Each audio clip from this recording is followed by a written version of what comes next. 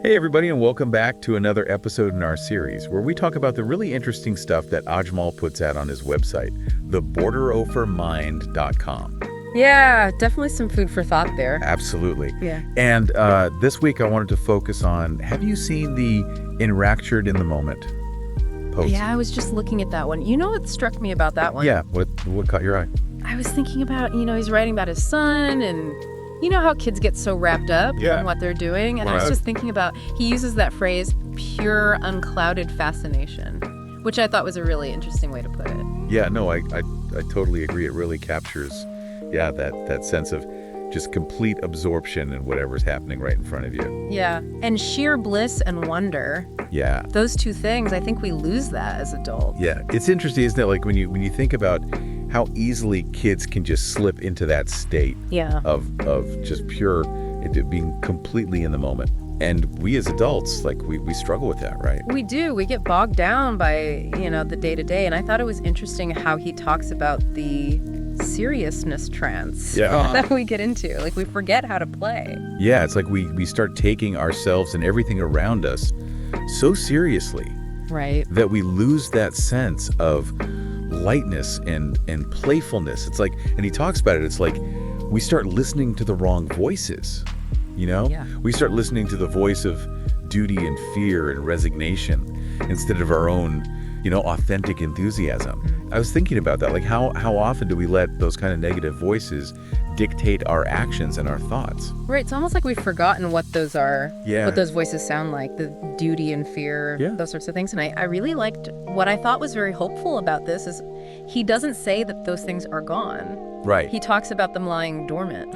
Yeah. He uses the term soul seedlings, which I thought was a really evocative way of putting it. Right, like they're still there. Yeah. We just have to tend them. Like little embers waiting to be fanned into a flame. Right, exactly. So I thought that was a really beautiful metaphor, right? It's not that those things have disappeared from us, it's that they've just sort of been neglected and they need a little bit of attention, a little bit of care to be brought back to life.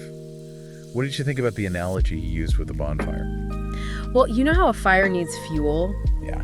Well, our souls need the same thing. I see what you're saying. We need to feed our souls, so to speak, with those things that inspire us, that, light us up. Yeah, because if we don't, that fire starts to die down, right? It loses its heat, loses its brightness. And it can be rekindled. Oh, absolutely. We need to know what that fuel is. Yeah, and it's different for everyone, right? I mean, what might be fuel for you might be, something completely different for me. It's about finding those activities, those experiences, those things that make you feel alive and engaged. And he talks about it. It could be anything, right? It could be reading a book. It could be spending time in nature. It could be listening to music. It could be having a deep conversation with a friend. Right. Now, I thought what was interesting, too, is that he emphasizes that once you have that fire going, you got to nurture it. Yeah, you got to keep it going. Yeah. You can't just I'll throw a log on every once in a while and expect it to just stay blazing. Yeah. You got to give it attention. You got to give it care. And speaking of paying attention, that line that he had about what we most revere and adore we become. I thought that was really powerful. It really is. Because it's like a reminder that what we focus on, what we give our energy to, what we allow to influence us, that's what shapes us, right?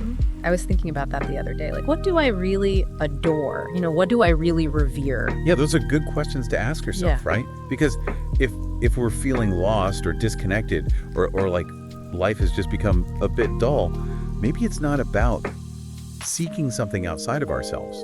Maybe it's about looking inward and reconnecting with those things that we've always loved, those things that bring us joy, that make us feel alive. And he asks some questions to kind of lead us down that path. Yeah, he does, right. He says, what rekindles my joy? And what activities resuscitate me with their thrillingly alive textures of being? Yeah. And if you think about it, that's a really profound set of questions to ask yourself. Like, what are the things that bring you back to life? And, and following that thread, really kind of digging into that, I think is a great way to sort of reignite that passion and that wonder that we were talking about earlier. I completely agree. And I love how he ends the post with that image of, burning away the sort of accumulated fears and stale stories and being reborn into our most authentic, radiant selves. It's like, we can shed all that baggage, all that stuff that's been weighing us down, and step into, a newer, brighter version of ourselves. It's powerful imagery, and I think it's a reminder that, it's never too late to start that process of rediscovery and renewal. It's never too late to start fanning those flames and becoming, the most radiant versions of ourselves. Yeah, it's so well said. And I think, anyone who's listening to this and resonating with these ideas, I highly encourage you to head over to theborderofamind.com, check out Ajmal's work. There's so much there to explore, so much to think about, so much to be inspired by. It's really a treasure trove of insightful writing. Absolutely. And for everyone listening, stay tuned because we'll be back with more of Ajmal's writing in future episodes in this series. We'll see you next time. See you then.